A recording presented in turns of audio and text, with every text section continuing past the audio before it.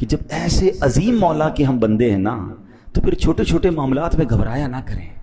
ہاں ہمارے لیے بعض اوقات معاملہ بڑا ہوتا ہے، میرے رب کے لیے کچھ بھی نہیں ہے. ہاں کیوں کر نہ میرے کام بنے غیب سے حسن، کیوں کر نہ میرے کام بنے غیب سے حسن، بندہ بھی ہوں تو کیسے بڑے کارساز کا.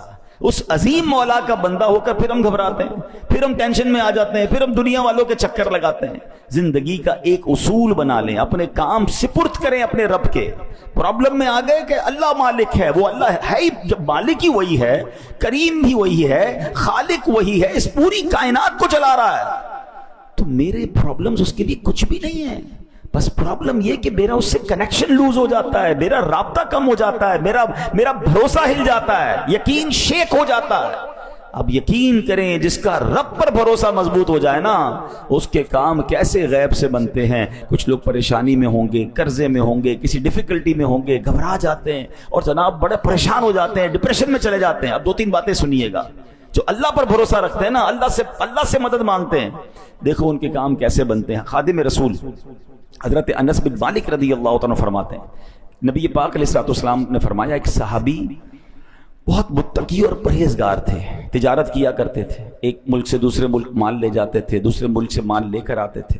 دوران تجارت سفر پر روانہ ہوئے تو ایک جنگل سے جانا گزر ہوا، تو ایک شخص آیا، اس نے جنگی لباس پہنا ہوا تھا، ہاتھ میں تلوار تھی، اور آپ کا سارا سامان لے لیا تجارت کا اور کہا قتل ہونے کے لیے تیار ہو جاؤ. یہ سن کر صحابی نے کہا کہ مال تم نے لے لیا ہے، سارا مال لے لو، مجھے قتل کیوں کر رہے ہو، مجھے جانے دو.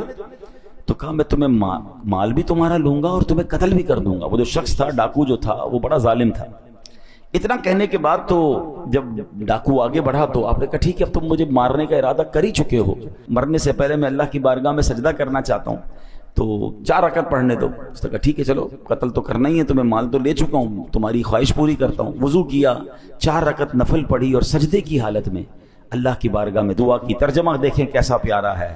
اے ودود، اے عرش مجید کے مالک، اے وہ کہ ہمیشہ جو چاہے کرنے والا ہے، تیری عزت جس کی کوئی انتہا نہیں، میں تجھے تیری اسی عزت کا واسطہ دیتا ہوں.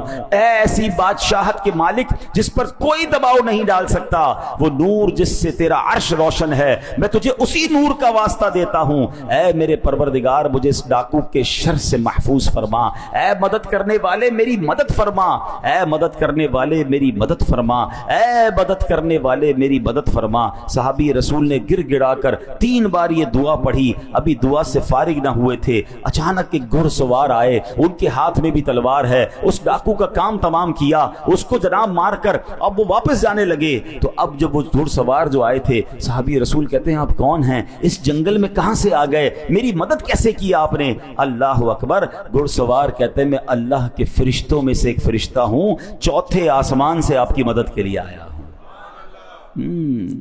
ہمیں لگتا ہے کہ کون مدد کرے گا، میں تو پھنس گیا، مجھے تو گھیر لیا گیا، مجھے تو دبا دیا گیا، دیوار سے لگا دیا گیا ہے، قرضہ میرا بڑھ گیا ہے، سارے لوگ میرے پیچھے پڑ گئے، میں کیسے نکلوں گا؟ ہم کیوں بھول جاتے ہیں؟ کیوں کر نہ میرے کام بنے غیب سے حسن، بندہ بھی ہوں تو کیسے بڑے کارساز کا. پہلے یہ مانو تو صحیح میں اللہ کا بندہ ہوں، یہ ساری دنیا میرے خلاف ہو جائے، اگر رب کی مدد میرے ساتھ ہے تو کوئی کسی کا کچھ بگاڑ نہیں سکتا ہے. وَتُعِزُّ مَن تَشَاءُ وَتُذِلُّ مَن تَشَاءُ. ہمارا پرابلم یہ ہے ہم سب کے پاس جاتے ہیں، ہم رب کے پاس نہیں جاتے. اچھا یہ جو دعا ہے، حضرت انس بن مالک فرماتے ہیں جو شخص وضو کرے 4 رکعت پڑھ کر انہی کلمات کے ذریعے دعا کرے جن کلمات سے اس صحابی نے دعا کی، تو وہ دعا بھی قبول ہو جاتی ہے.